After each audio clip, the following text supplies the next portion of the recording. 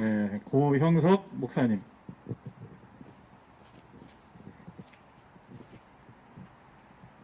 안녕하십니까. 저는 예장통합 화면회의 동성애 대책위원장 고형석 목사입니다. 먼저 180만 전북 도민과 5,300만 대한민국 국민들에게 호소합니다.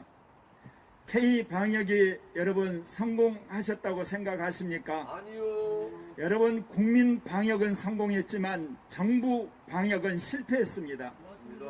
우리 국민은 전 세계 200개 국가 중에 가장 질서 있는 국민이요. 그야말로 센스 있는 국민입니다. 여러분 전철을 타나 버스를 타나 여러분 걸어 다닐 때 우리 국민들 가운데 마스크 안 쓴 사람이 있습니까? 다 마스크 씁니다. 그리고 사회적 거리 두기 합니다. 소독합니다. 그리고 또한 사생활에 침해가 당해도 5G로 확진자 위치 추적에도 침묵합니다. 왜냐? 빨리 코로나19 방역 끝나서 자유롭게 생활하고자 전 국민이 이렇게 그야말로 협조하고 있습니다. 그런데 여러분 어떻게 생각하십니까? 문재인 정권과 민주당 정권은 코로나19를 통하여서 코로나 전체주의를 실현하고 있는 것입니다. 맞습니다. 완전히 5,300만을 코로나19의 계엄령 안에 가두어놓고 국민을 조종하고 있는 것입니다. 맞습니다. 제가 이것은 문재인 정권과 민주당을 싫어해서가 아닙니다. 구체적으로 말씀을 드리려 합니다. 우리나라에서 처음으로 코로나 환자가 생긴 것이 작년 1월 20일입니다. 그 다음날 1월 20일에 대만에서 코로나 환자가 발생했습니다. 그런데 한국의 문재인 정권과 그리고 대만의 전통이 가지고 있는 정책은 완전히 달랐습니다. 대만은 그 즉시 중국에서 오는 항공기를 완전히 막았습니다. 그리고 모든 국경을 폐쇄하고 철저하게 확진자를 가려내서 격리를 했습니다. 그래서 9월 달에 완전한 코로나19를 박멸한 천정지역으로 그들이 선언을 했습니다. 그래서 2020년 경제성장을 2.4%를 달성했고 지금도 대만은 완전히 코로나 박멸한 천정국가가 된 것입니다. 그러나 문재인 정부는 어땠습니까? 그야말로 중국에서 오는 모든 항공기를 그대로 개방을 했습니다. 그러면서 그야말로 개방적인 코로나 방역의 모범국가처럼 선전했습니다. 미국이나 그리고 영국이나 독일이나 이탈리아나 인도나 그리고 또한 브라질의 수많은 확진자를 보면서 국민들은 성공한 착각에 빠졌습니다. 그랬을 때 어떻습니까? 정부가 엄청난 재정을 쏟아부어서 쿠폰 나눠줬습니다. 그러니까 확진이 되니까 어떻습니까? 또다시 국민을 옥죄기 시작했습니다. 그러기를 몇 번을 했습니까? 8월일 때도 쿠폰 나눠줘서 해수욕장을 가라 피서 가라 했습니다. 그래놓고 확진자가 많으니까 또 쟀습니다. 그리고 또 쿠폰 나눠주고 1,000명이 되니까 또 잽니다. 이것이 코로나 독재가 아니고 무엇입니까? 맞습니다. 또 하나가 있습니다.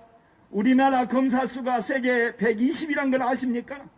우리나라는 신종 인플루엔자와 메르스와 그리고 또한 사스를 통해서 가장 앞선 의료진과 의료시설을 준비했습니다. 그것도 박근혜 대통령 때 그렇게 한 겁니다. 그런 시설과 인적 자원이라면 전수조사를 했더라면 초기에 확진자를 찾아내서 지금쯤은 청정국가가 됐을 텐데 맞습니다. 세계 120개국에 검사 수한 게 뭔 말입니까? 결국은 코로나 독재를 하기 위해서 검사를 하지 않는다는 겁니다. 맞습니다. 미국에서는 가정용 진단키트를 통해서 확진자를 찾아냅니다. 한국 국민처럼 적극적이고 이렇게 참여했더라면 그리고 진단을 통해서 5,300만을 검사했다면 지금쯤 확진자를 격리해서 우리는 청정국가가 됐을 것입니다. 또 하나 마지막입니다. 그렇게 국민을 생각했다면 지금쯤 백신 확보해서 다 백신 맞아야 되는 거 아닙니까? 여러분 아시잖아요. 아직도 백신을 확보하지 못해서 이리저리 돌아다니면서 별상쇼를 있습니다. 이게 코로나 독재가 아니고 코로나 계엄령이 아니고 코로나 감옥이 아닙니까? 왜 이렇게 악랄한 교활한 짓을 합니까? 이것을 국민이 알게 되는 날 문제는 박근혜 대통령이 하얀 것처럼 탄핵을 당한 것처럼 문재인 정권도 조기 퇴진할 날이 올 것입니다. 엄중히 경고합니다. 지금은 이렇게 국민을 속여서 모든 것들을 그야말로 감옥처럼 만들지만 우리 국민이 이 사실을 알겠느냐 결단코 이걸 용서하지 않을 것입니다.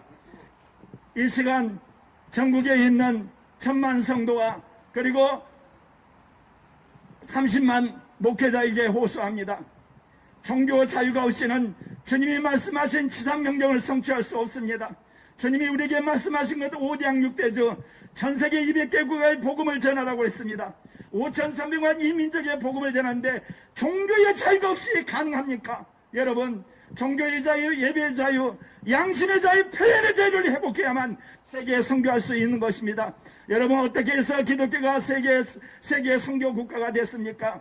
그것은 종교의 자유를 획득했기 때문에 그렇습니다. 로마 제국이 기독교가 공인됨으로 종교의 자유를 획득할 때 유럽이 복음화되었고, 그리고 종교 개혁을 통해서 하나님의 말씀에 놀라운 종교의 자유를 획득할 때 이 복음이 북유와 남유, 오세아니아, 아프리카, 아시아까지 퍼졌던 것입니다.